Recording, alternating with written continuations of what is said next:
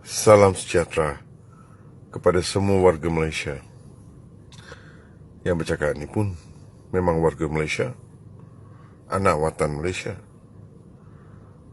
Pada awal-awal lagi, saya tak berapa puas hati dengan perkataan Bumi Putera.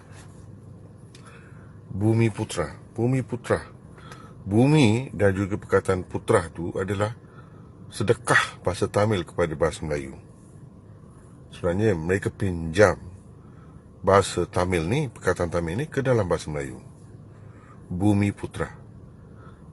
Dan yang paling pelik sekali, walaupun dipinjam perkataan tu daripada bahasa kita, bahasa orang India, namun kelayakan yang diberikan di bawah perkataan Bumi Putera adalah hanya untuk orang Melayu.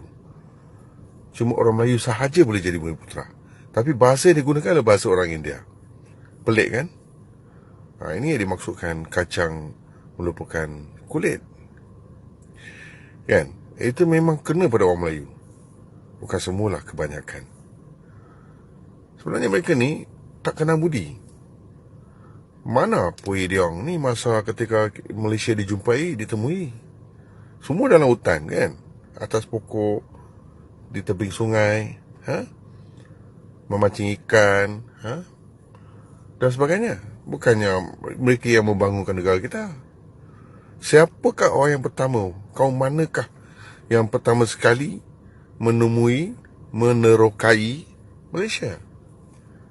Nak sebut Malaysia pun itu sudah jadi satu modifikasi.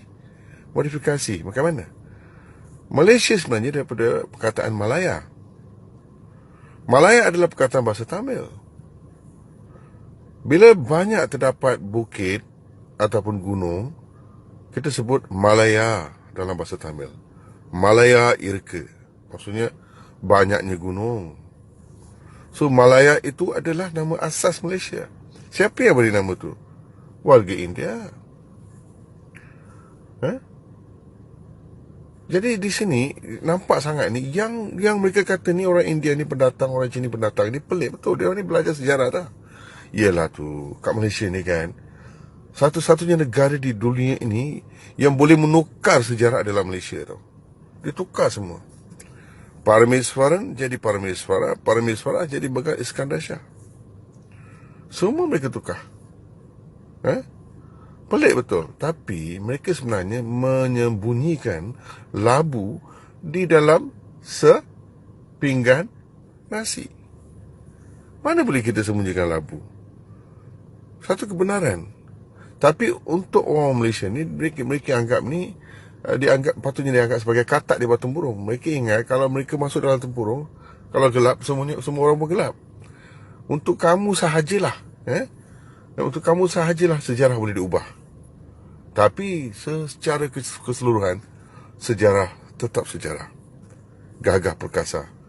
Benar tu tetap benar. Kau ni pelik betul lah. Saya nak terus terang satu lagi perkara. Orang macam kamu ni, yang hipokrit ni, yang suka, yang kerap melupakan jasa-jasa yang telah ditunaikan oleh warga sebelum kamu tu, tidak boleh hidup di mana-mana negara, tahu tak? Pemalas. Penyanggap. Tahu tak? Tapi kau janganlah sekarang ni, bila negara dah maju, dah okey, dah stabil, baru nak kata aku tak nak sekolah Tamil, aku tak nak sekolah Cina. Kalau tak ada Cina dengan India, Malaysia mana boleh maju? Satu lagi perkara, Britain tu, dia bagi kemerdekaan kepada Malaysia pada tahun 1956. Tapi secara rasmi 57. Tahu mengapa? Perkara paling utama sekali mengapa? Nak tahu? Pasal Cina dengan India ada kat Malaysia masa tu. Bukan Melayu lah. Sebab Cina, warga Cina yang ada kat Malaysia tu, negara asal dia ialah negara Cina kan. Populasi penduduk berapa? Paling besar di dunia. Yang kedua, India. India yang duduk kat Malaysia ketika itu adalah warga dari negara India. Populasi negara tu berapa? Kedua tertinggi di dunia. Jadi untuk menawan hati negara China dengan India, British memberi kemerdekaan. Sebab pada ketika itu warga dari China negara China dan warga dari negara India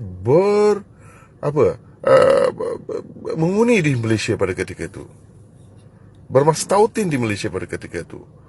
Jadi ini merupakan faktor utama mengapa British sudi memberi kemerdekaan.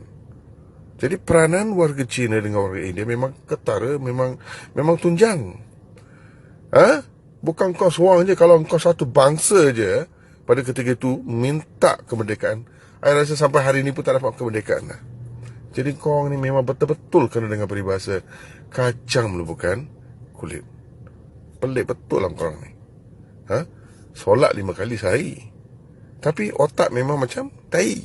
Apa macam mana? Pelik.